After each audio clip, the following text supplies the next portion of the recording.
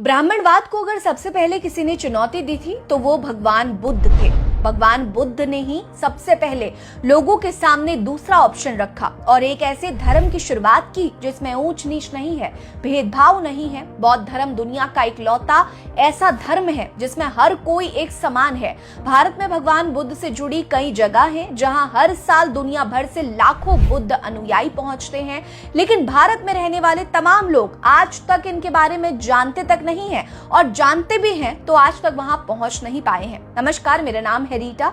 आज के इस वीडियो में मैं आपको बौद्ध धर्म के उन 5 स्थानों के बारे में बताऊंगी जहां एक बार तो हर किसी को जरूर जाना चाहिए। हमारी इस लिस्ट में सबसे पहले स्थान पर है लुम्बिनी, जो कि मौजूदा समय में नेपाल में है। लुम्बिनी में ही 623 ईसा पूर्व में गौतम बुद्ध का जन्म महाराजा शुद्धोधन के यहाँ हुआ था। लुम्बिनी नेपाल के दक्षिणी तराई मैदान में पड़ने वाले रूपनदेही जिले में है। मौजूदा समय में इस स्थान पर काफी बड़ी संख्या में लोग पहुंचते हैं।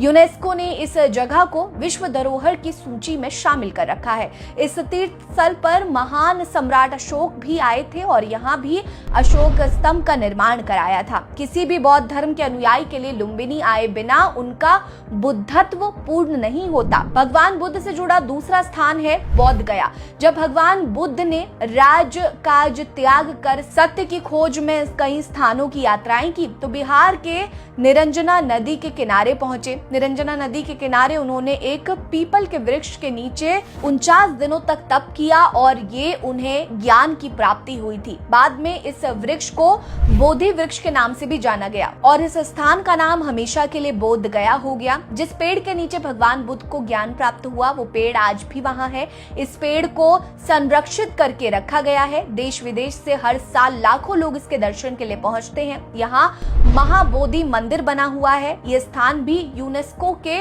विश्व धरोहर की सूची में शामिल है। हमारी इस लिस्ट में तीसरे नंबर पर है सारनाथ। वाराणसी से 10 किलोमीटर पूर्वोत्तर में स्थित इस स्थान का महत्व बौद्ध धर्म में काफी ज्यादा है। ये वही स्थान है जहाँ 35 साल की आयु में भगवान बुद्ध ने अपना पहला उपदेश दिया था।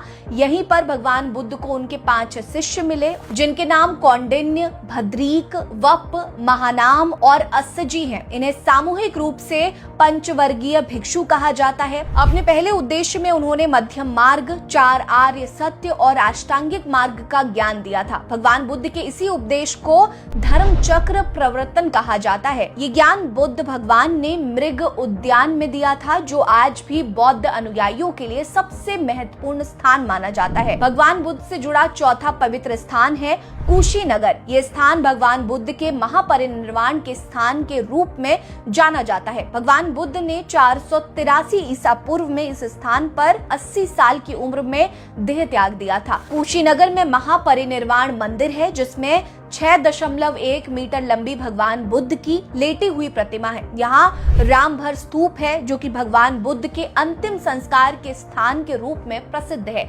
ये बौद्ध धर्म को मानने वालों के लिए सबसे महत्वपूर्ण स्थानों में से एक है।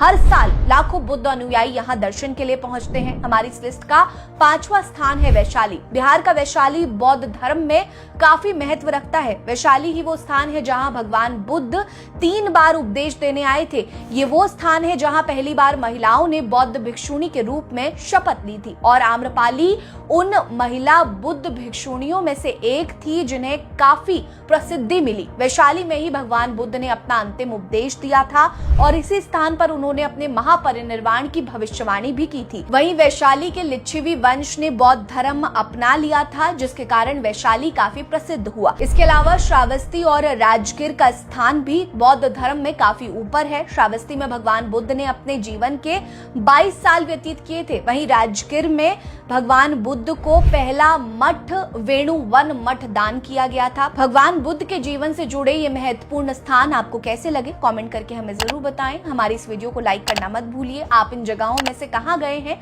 वो भी बताइएगा। हमारे साथ बने रहिए। नमस्कार।